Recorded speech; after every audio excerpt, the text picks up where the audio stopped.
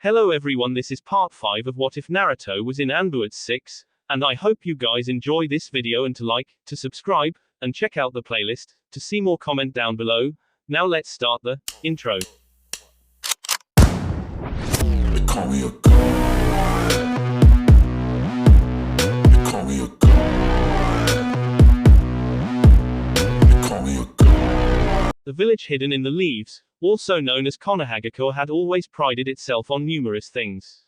Its great number of fine ninja, the fact that their Yondaime Hokage was also known as the greatest ninja the world had ever seen, the prestige of its clans, the fresh, crisp clean air its dense forests provided. But most of all, the fact that its ninja always helped each other. No one simply fought one Konoha ninja, they fought an entire team, because one Konoha ninja always assisted his comrade.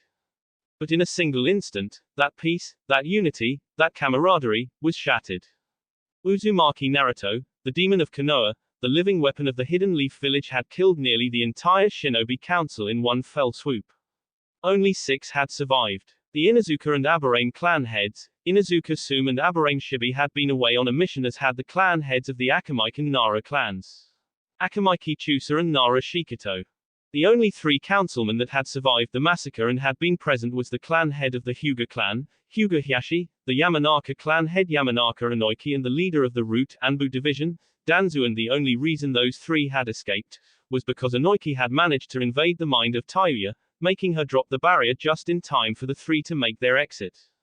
Word soon spread like wildfire of the coup and the idealistic reason behind it.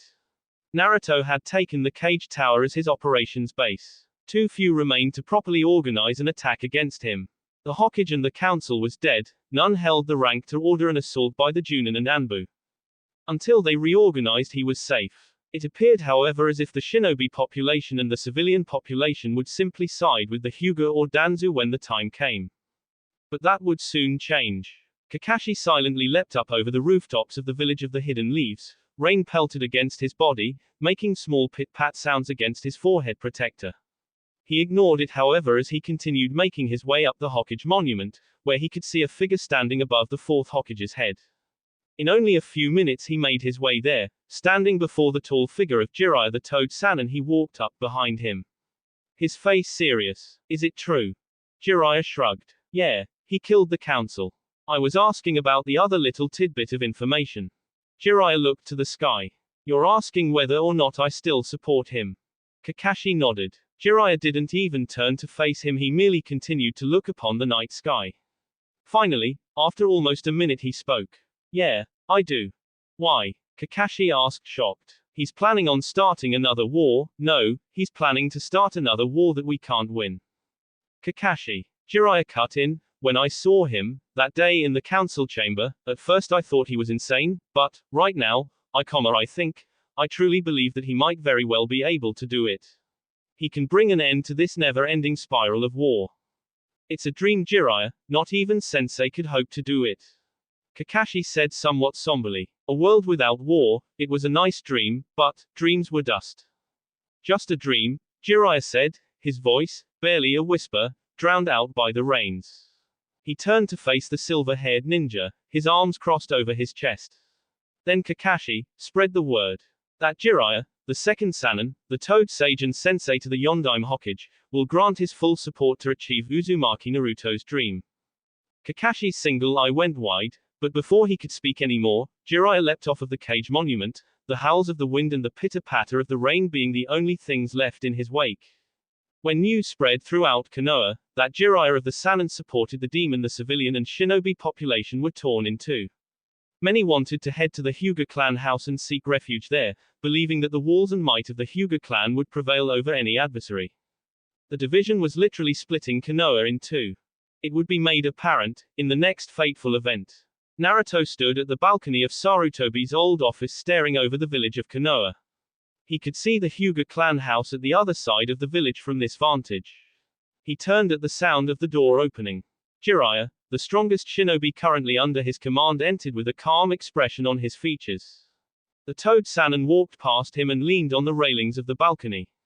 You know, he began. In order to even have a hope of getting this ambition of yours off the ground, you first need to win this political game. Naruto nodded. He was about to respond when the door opened again, this time revealing the sound ninja, Tayuya and Kidomaru. Jiraiya narrowed his eyes almost imperceptibly. He knew they were somewhat necessary due to the few number of actual supporters Naruto had, but he still didn't have to like working with one of the people that helped kill his sensei. They then noticed that the two were dragging someone along. It appeared to be a person hidden in a cloak. They dropped their prisoner unceremoniously on the floor. "We caught this fuck trying to get into the tower," Tayuya said, kicking the person's side. "I managed to suffocate him with my webbing enough to knock him out." Naruto nodded. "Remove the cloak." Tayuya knelt down and did so, revealing none other than the Hyuga heiress. "Wake her," Naruto ordered. Tayuya shifted through her pocket and took out a small wrapping of smelling salts. She cracked it and set it to the girl's nose. Hinata awoke with a start, pushing herself away from the stinging smell that brought tears to her eyes. She wiped them and looked around dimly lit room. Seeing Jiraiya of the Sannin, 2 sound ninja and the one person she came to see. "Naruto," she began. "What are you doing here?" he asked. She bowed her head. "I came here to ask for your help." Tayuya snorted. "Then why the hell were you trying to sneak in?" "Because if my father catches wind of this, then I'll never be able to save my sister," she responded, the sound girl. She went to stand when Kidomaru put a kunai to her throat. "I say she's lying," he said, narrowing his eyes in suspicion. "I say we kill her, send a message to the Hyuga." "I gave no such order, Kidomaru." Naruto's voice stopped him cold. He slowly removed the blade from her person and allowed her to stand. "Speak," he commanded the girl that at one point was his charge. Hinata bowed her head. "My father has decreed that my sister and I are to receive the branch family curse seal." She bit out the word, father, and curse seal like they were poison. "I'm asking for your help. Take us in." After several seconds of silence, she added rather hastily, "I don't care if you don't trust me, but at least take my sister," she said, letting desperation begin to show in her voice.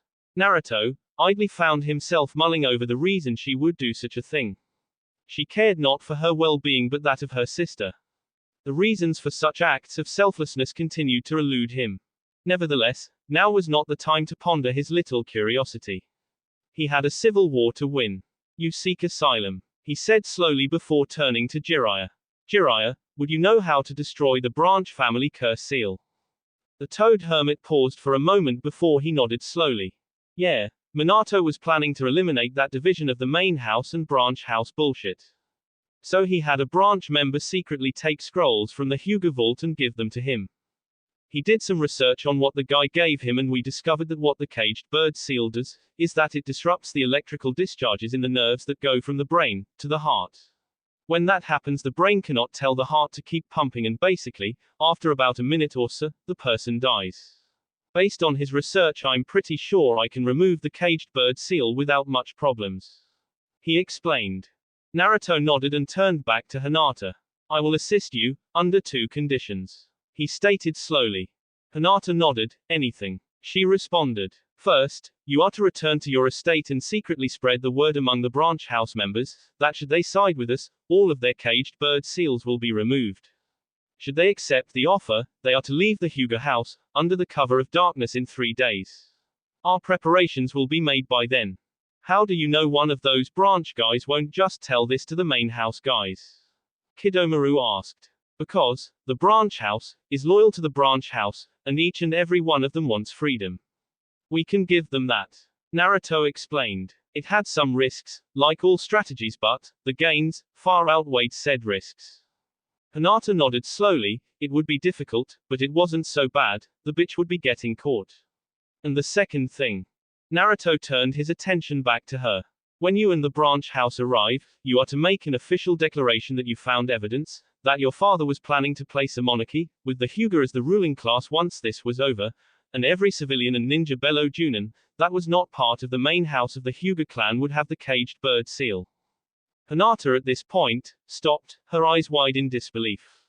But, he wasn't planning on doing any of that."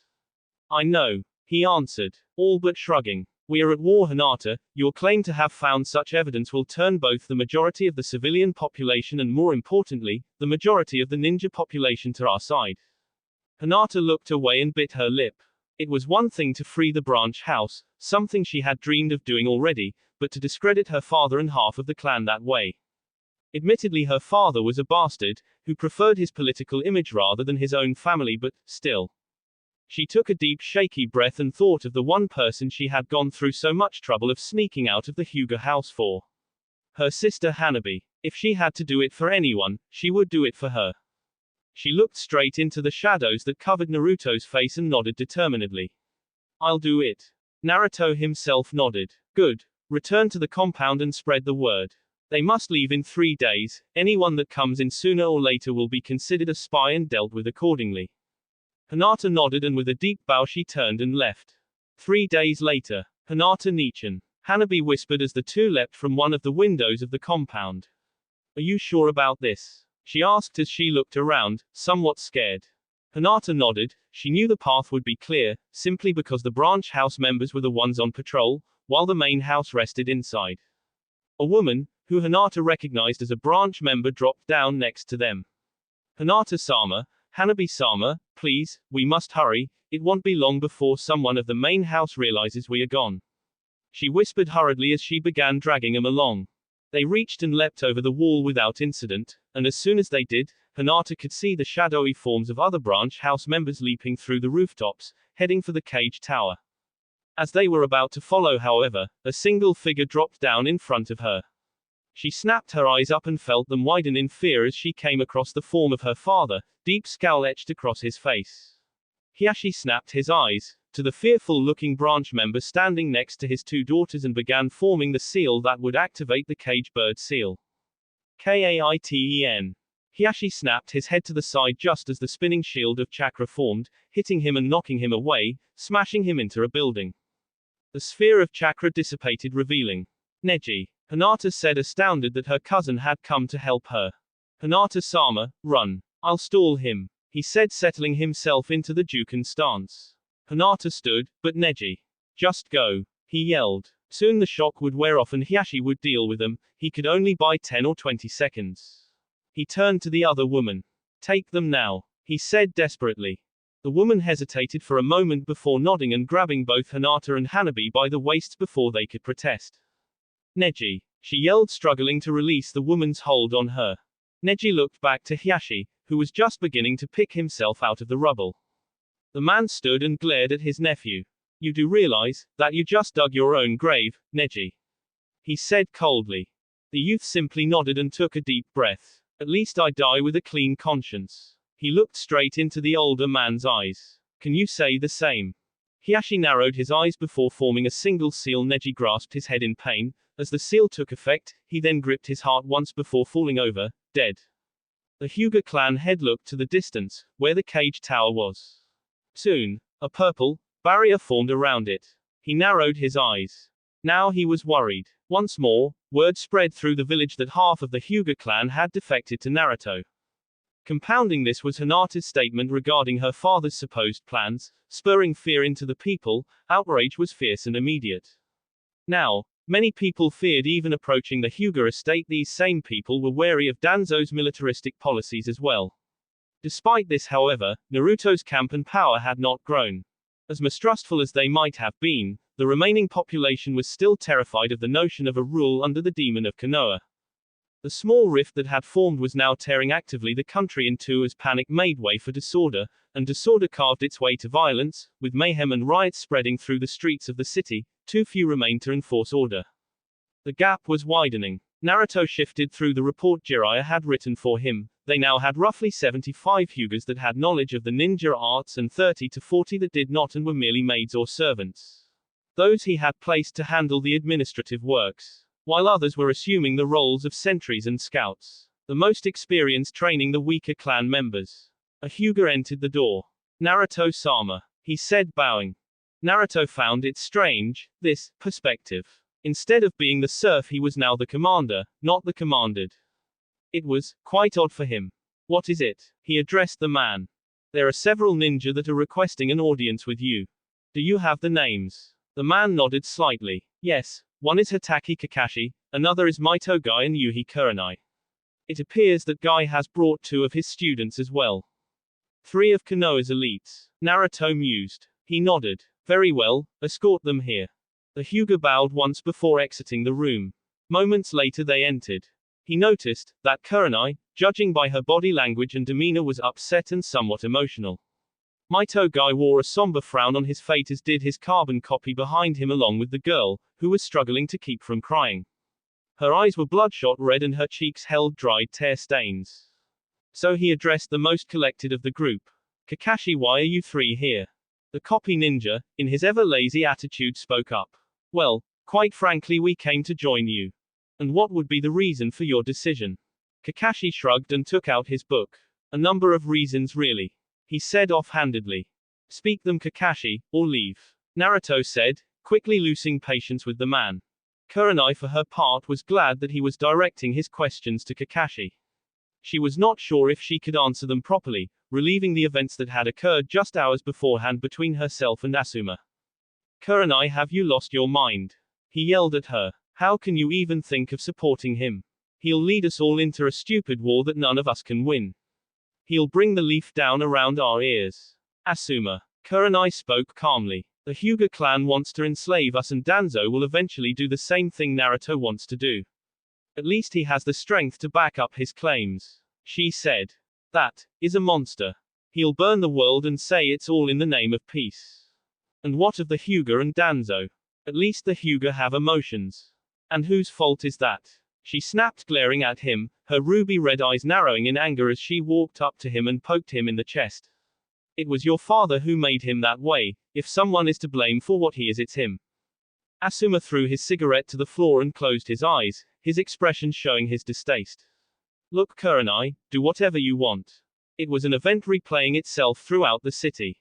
Guy meanwhile watched his two students with a concerned gaze. It was this morning that they had received word that Neji had died the other day.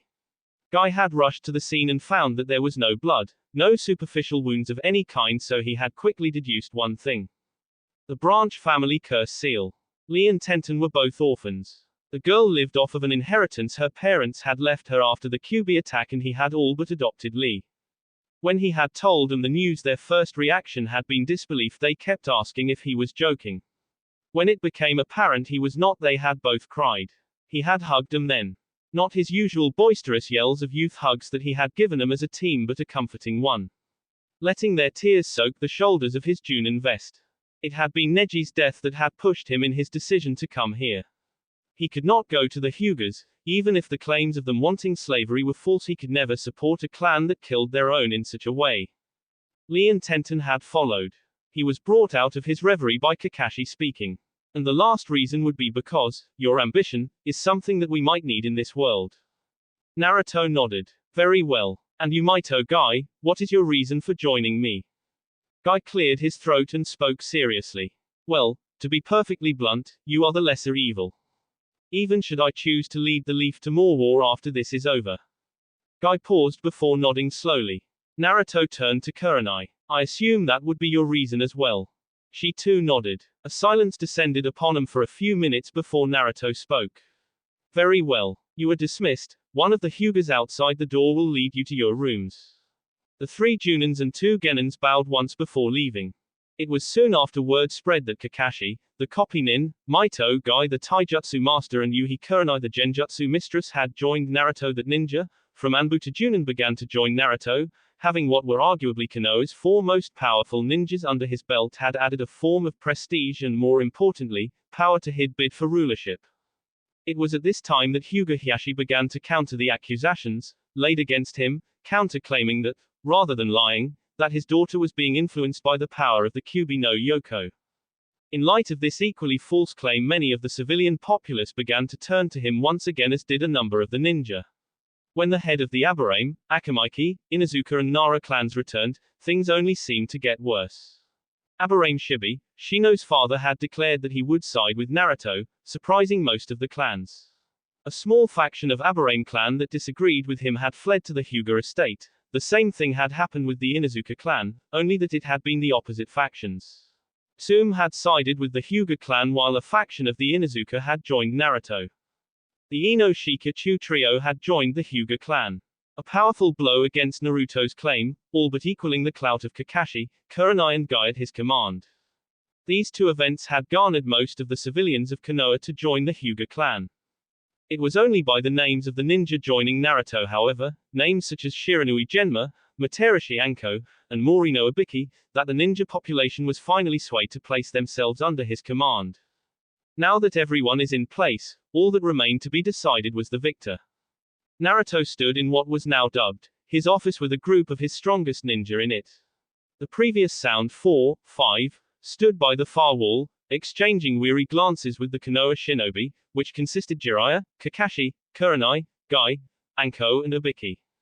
He spoke slowly, staring off into the distance. Now that we have the necessary support, we must decide who we must strike first.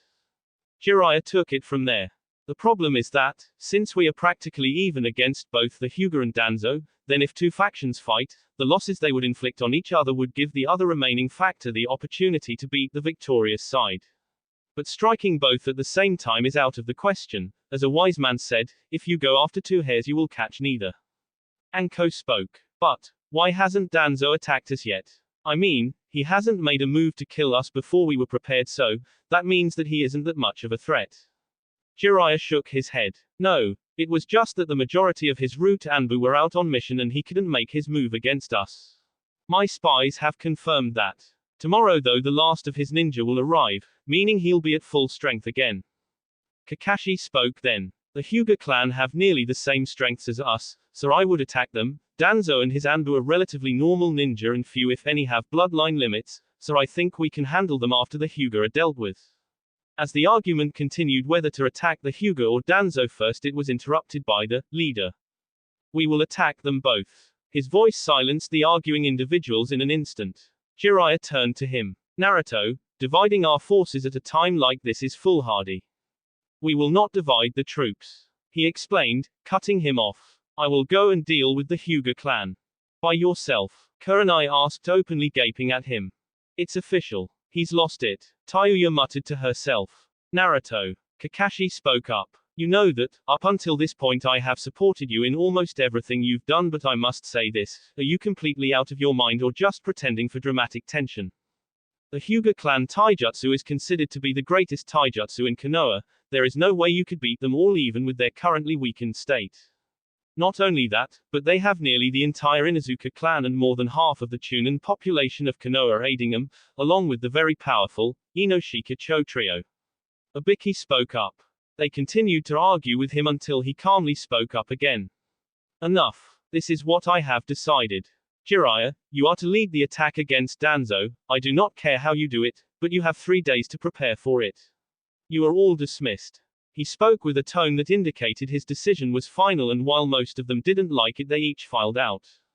Hyuga Estate, Refugee Camp. Hey forehead, came Ino's loud voice. Sakura turned and saw her former friend, rival approaching. Ino, she asked as the girl embraced her. The past few weeks had been nothing but absolutely hectic. Their world had just started spinning faster and faster, and it didn't seem like it would stop. Seeing a familiar face among the chaos was a relief in and of itself. Hey forehead, when did you show up? Ino asked, pulling away. Just yesterday. Why? Because, me, Chuji, Shikamaru and Kiba are all over by the tents near the lake. She said, smiling. Come on, let's go. She said, dragging the pink-haired girl along. It was a few moments later they arrived where their friends were all sitting by the fireplace. Hey guys, look who I found. Ino yelled, catching their attention. Kiba, Shikamaru and Chuji all turned and saw their former classmate. Sakura. Kiba asked, shocked. The pink-haired girl smiled and sat down. Hey Kiba, she greeted before looking around. It's been really confusing these last few days. Can anyone explain just what the hell is going on? Shikamaru sighed. Troublesome. And was rewarded by a smack to the back of the head by Ino. You idiot. She's just as confused as we were, so explain it. He grumbled some more before talking. You remember that guy that took the Chunin exam some weeks ago with Hinata and Sasuke? At the girl's nod he continued. Well, apparently, he killed off the entire council in a coup. He says he wants to bring peace to the world. In his mind that's apparently conquering the world.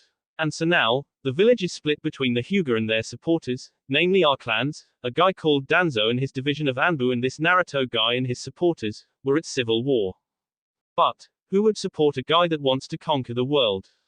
Sakura asked. Shikamaru shrugged. Either they agree with his ambition or they're afraid of him.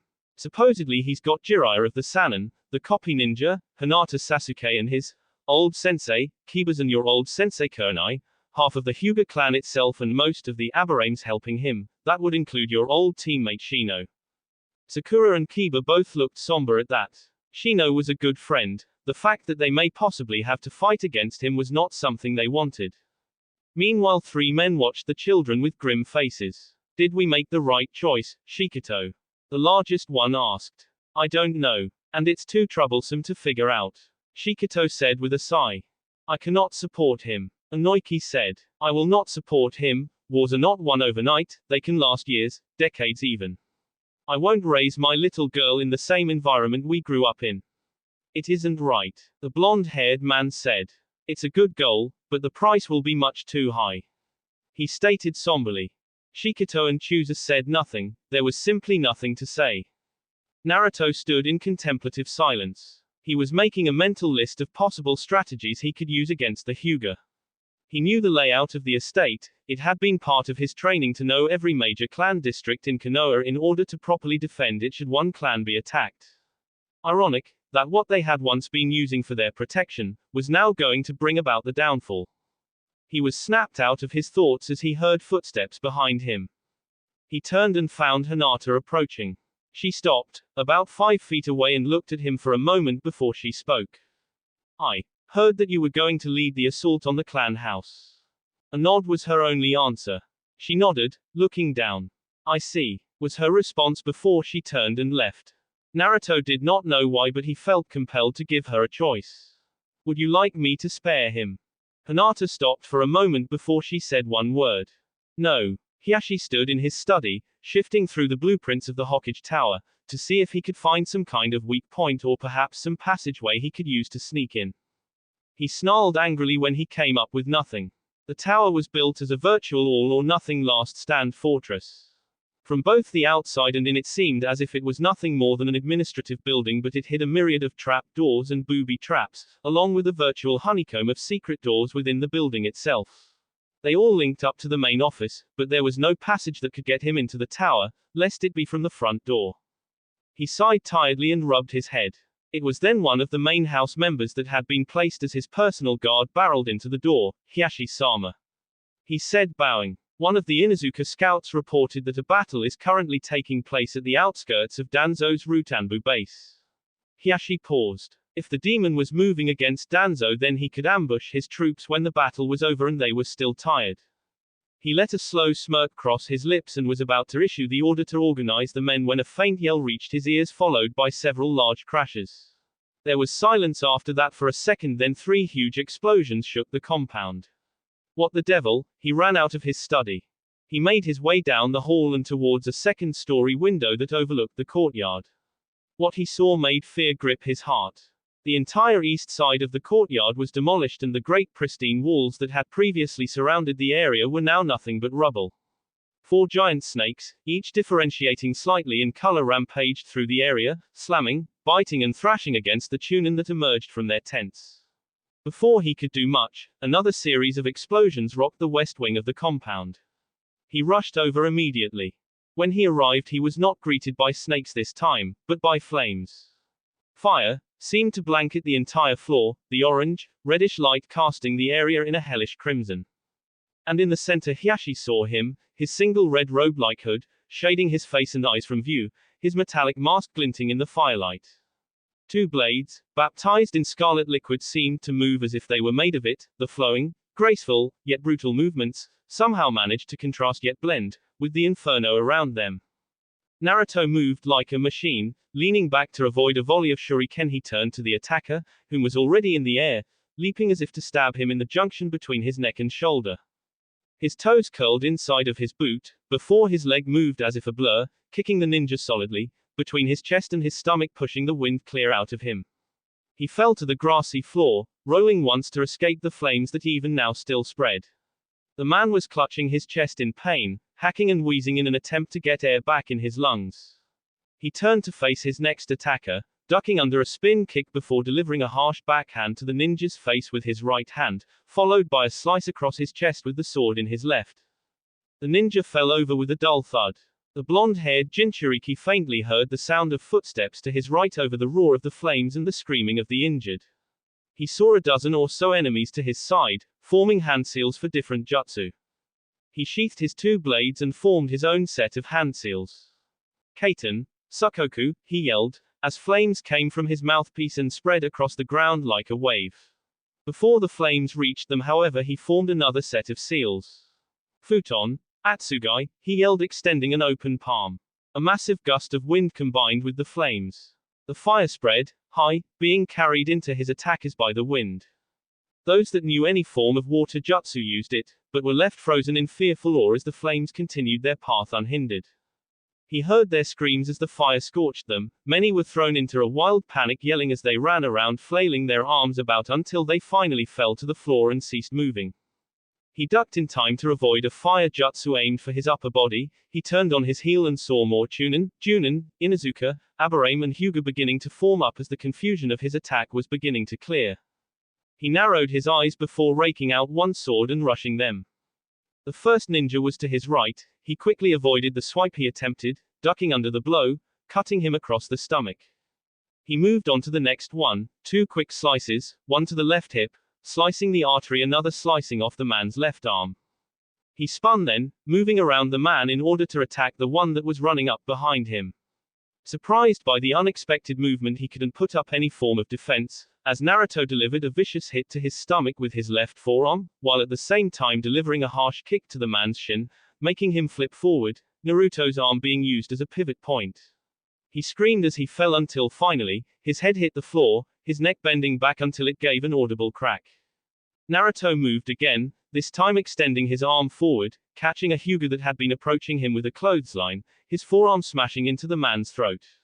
He then used that same arm to grab a kunai from his pouch as he fell. He threw the projectile which hit another ninja that was making his way to the compound to call for backup, while using his sword to stab the Hyuga on the floor. He pivoted on his heel again, catching another charging ninja by the throat before tossing him to another approaching group, knocking them all back as they tried to catch their comrade. He turned again, ducking under a very inexperienced Chunin that had tried to leap onto him from a slightly elevated boulder. He took out a kunai and tossed it, catching the man between the eyes as he rolled and tried to recover his feet from the miss. The man fell to the floor. He rounded, delivering a brutal, sharp side kick to another man's face, hearing a satisfying crunch as he fell on his back. Next, he delivered a quick, upward slice to a foolish Hyuga that had tried to take him head-on with the 64 palms technique, cutting diagonally from his left hip to his right shoulder. He pivoted again, this time delivering a kick, catching again another ninja in the face, making him fall on his back. When Naruto brought his foot down, he brought it down on the man's throat, crushing his windpipe with brutal ease. He turned to face the group he had knocked over when he threw the ninja at them and unsheathed his other blade in seconds. One blade lit aflame and the other glowed faintly with tiny, unseen wind blades passing over it. Kaiten, Daitopa Shoha. Fire release, great breakthrough shockwave. Inside the Hyuga compound it was complete pandemonium. No one knew where the enemy was, or how many there were, or who they had to attack. They were prepared to fight a group, not just one man, hence the confusion. Hiashi tried to establish order amongst his remaining ninja, while Inoiki, Chusa, Shikito and Sume gathered all the genin and civilians they could find. The genin, for their part, were completely confused and terrified. All around them they could hear crashes, explosions, they could smell smoke and feel the heat of the fire on their skin. The screams of pain, the moans of the dying, the fear in the eyes of the ninja, it was utterly terrifying. Sume, for her part, didn't know what to do with the children, or the civilians. They hadn't had the time to form a proper escape plan for the genin or the civilians. This attack was much sooner than anticipated. They still needed at least a day or two more to have absolutely everything ready. Still, that wasn't a luxury in any battle. She cursed, and grabbed her daughter's arm as she moved to rush past her. Mom, what? Hana began but was cut off as Sume spoke over her. Hana, take your brother and the genin and head to. She paused. Where could they go? The forest was too dangerous. Danzo may be patrolling them, or any other foreign nation that had caught wind of this. Grass and Am wouldn't give asylum to anyone from Konoha since they were very close to Iwa. Iwa itself would likely kill any leaf nin in its borders on sight as would Kumo. Kiri in its civil war would turn him away. So that only left their former ally of Suna. She bit her lip. Somehow she knew she had to get the civilians and children away from here. Something told her that no one that stayed here would survive the night. She had to get them away from this place. She weighed the options and realized that Suna was really the only one available. Even if they survived this night, they would still have to leave. The village would be too weak military-wise to continue defending itself. Head to Suna, she said resignedly. Hana gaped at her mom. She was about to protest when Soom looked at her dead on the eye and spoke. Don't question me, just do it. Onoiki, who had heard the woman's yell, rushed up to the Inuzuka women and spoke. What's going on? Hana looked to the blonde man. She's ordering me to take the genin and civilians to Suna. Onoiki stiffened and was about to speak up when another voice broke through the chaos. Do as she says. The three snapped their heads in the direction, catching sight of the scarred visage of one Nara Shikito as the man ran up to them. Onoiki was again about to protest when the man began speaking in his lazy, logical tone. Onoiki, listen, even though Suna did attack us, it's common knowledge now that Orochimaru was impersonating their Kazekage. Right now Suna is leaderless and I highly doubt they would risk retaliation from Konoha, even a weakened one should they harm our refugees. And do you really want Ino here for this? The blonde man stiffened and turned to look down the hallway as a medic dragged in a bloodied corpse and another individual crashed through a wall, which was followed shortly after by a loud, screeching hiss of one of the snakes. He turned just as Chooser limped through the door. He was panting and he had a nasty gash across his forehead. He looked up at them. We managed to deal with the snakes over here, he said dazedly. Onoiki's lips thinned before he turned to the thickening group of civilians and genin. He spotted his wife, holding Ino, in a hug, as if trying to shield her from the madness. He walked over to them and knelt, Shikito and Chooser, taking this as their own cue to say goodbye to their own families. Onoiki gently pried his wife away from Ino. The girl immediately latched onto his neck and began crying into his shoulder. He gently rubbed the back of her head and began making soothing sounds to calm her. Shush, shush, princess. It's all right, he cooed. Chooser knelt in front of his visibly confused son and placed his firm hands over his shoulder. Chuji, I need you to listen very carefully, you listening? He said, smiling softly, hiding his worry. Somehow, he just knew that this day marked his death, but he couldn't bring himself to say goodbye. He took out a rather large scroll from his pouch and handed it to his son. I need you to keep this safe for me, okay? He said, handing it to the boy who was still trying to grasp the situation. He smiled, looking down at his son. I can't fight with that big scroll on my back, so I need you to keep it safe, okay? It has all of our clan jutsu, so you take good care of it, got it? He then winked in a mischievous kind of way. Tell ya what, if you do a good job, you might even be able to learn a few of those. Chuji spoke up now. But, why don't you come with us? Tears began to pull over his eyes, trailing down his painted cheeks. And Chooser felt a pang in his chest but smiled anyway. Hey now, he admonished slightly. What kind of friend would I be if I left your uncles Onoiki and Shikito here to fight by themselves? But, he began to protest before Chooser cut him off again. He couldn't hear his son's protests for he knew he might just give in. He leaned in and whispered in his ear conspiratorially. The real reason is that those two are so clumsy they might just let one of the bad guys get past them and chase after you guys. But with me here, they'll never be able to go after you. He said, smiling. Still seeing Chuji's tearful face, he added. Don't worry, once we're done I'll be right behind you. He couldn't recall having ever lied to his son before. You promise? The chubby boy spoke, sniffling. Chooser nodded. I promise, son. It was surprisingly easy here. He reached forward and hugged his boy fiercely, knowing somewhere that it would be the last time he would do it. He stood, hiding his tears. Now you make sure you stay with Ino and Shikamaru, keep them safe today. He said, smiling a smile that didn't reach his eyes. Chuji nodded and strapped the scroll to his back. Chooser ruffled the boy's hair. Shikito looked at his son, who averted his gaze down to the floor. He sighed and rubbed his head. I won't sugarcoat it, you've probably figured out what this is anyway. He had once prided himself on his son's smarts, but now he was cursing it to the seventh hell. Shikamaru nodded, biting his lip to keep from crying. He choked out. The rear guard. Shikito nodded, taking out a scroll, handing it to him. This has all of our jutsu, learn 'em well. He said before pulling his son into a hug. I love you, son. Shikamaru slowly wrapped his arms around the man's waist and stifled his sobs against wife. Yoshino looked on, crying silently. She knew that this had always been a risk when she married him, but expecting something and actually seeing it were two different things. You take care of your mother, all right, Shikamaru. It was an order, not a question. The youth nodded brokenly into his stomach. Shikito sighed and looked to the ceiling, blinking back his own tears. Such is the troublesome life of a shinobi. Tsume hugged her daughter and pulled away with a somber expression. Hana stared at her mother, pushing down her tears. She too realized what this was. You take care of your brother, Tsume said.